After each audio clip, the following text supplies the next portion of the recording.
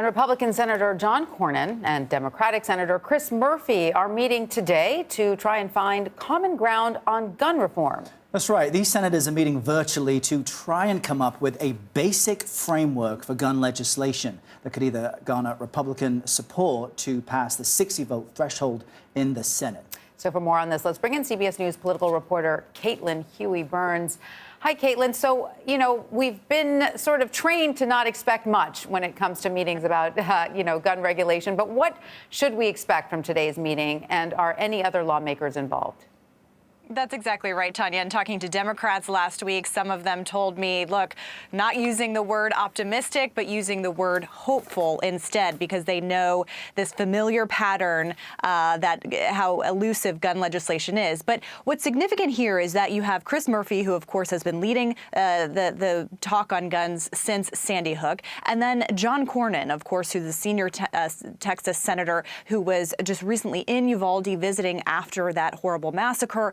He has been tasked by Mitch McConnell to meet with Murphy and figure out if there's a way forward on guns.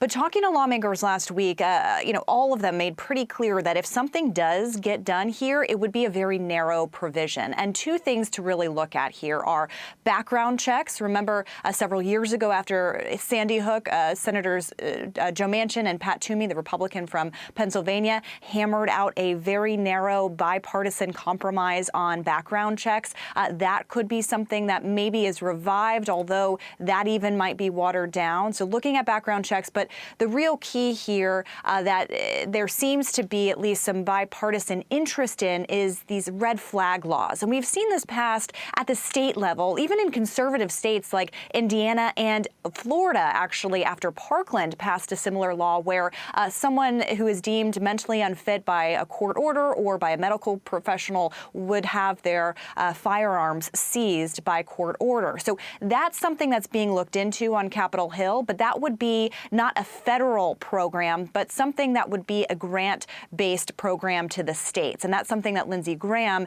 is working on with Richard Blumenthal, the other senator from Connecticut. So while there is hope among the lawmakers that are involved in these talks, they still caution that these are just talks. There's not legislation yet, but the idea that you have Cornyn and Murphy meeting today by Zoom because they're out of session on recess does give some hope to those who have been working on this issue for a long time. And Caitlin, what jumps out to me is that, you wonder what's the major sticking point that trips this up each and every time? Because when we see mass horrific shootings like the ones we saw in Uvalde and even Buffalo, let's not forget there are smaller mass shootings that happen almost every day in this country. There is this renewed sense of urgency for reform, and there is popular support among Americans. Look at polls, red flag laws, background checks, reasonable improvements that could be made seem to be popular across the country. So what's different this time that gives them a sense that now they can actually push something through that has tripped them up in the past? Yeah, it's a really good question, Errol. And what's significant about this and notable about this is that this isn't something being led by the White House. It's notable that Biden is not leading these talks, even though he just said earlier this afternoon that he would like to meet with lawmakers. But he's really kind of giving this to lawmakers who have been very close to this issue. People like Murphy. Senator Murphy said that he doesn't want to have show votes on this. He actually wants to figure out if there's a way to get something done. So while they could bring a background check to the floor and have it fail and pin it on Republicans, those who are very close to the talks actually want to accomplish something. So with that in mind, they kind of know how narrow this will be. I mean, Murphy noted that there's no way, essentially, that something like an assault weapons ban could get through the Senate. So instead of focusing on kind of big messaging bills, focusing on little items that could actually garner some support. So when you're looking at where that is, that could be red flag laws.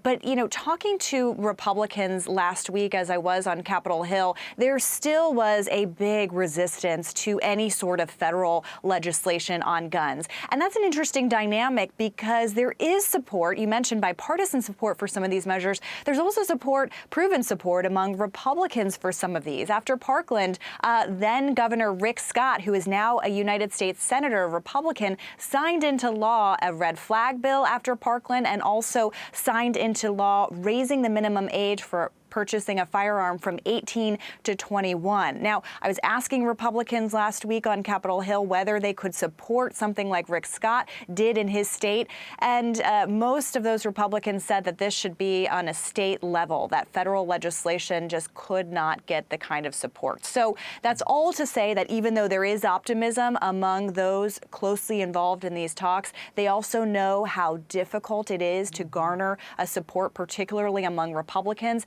And that those pressure points are even more pronounced as we saw the NRA meeting over the weekend in Houston, attended by Senator Ted Cruz, attended by former President Donald Trump, really urging against any sort of changes to current gun laws. So that's a dynamic to watch as we're trying to figure out, where Republicans could get to a yes on a very narrow provision. Yeah, it's that NRA resistance to what are, widespread support for reasonable, sensible legislation. We'll see what the outcome will be. Caitlin Huey-Burns, thank you very much.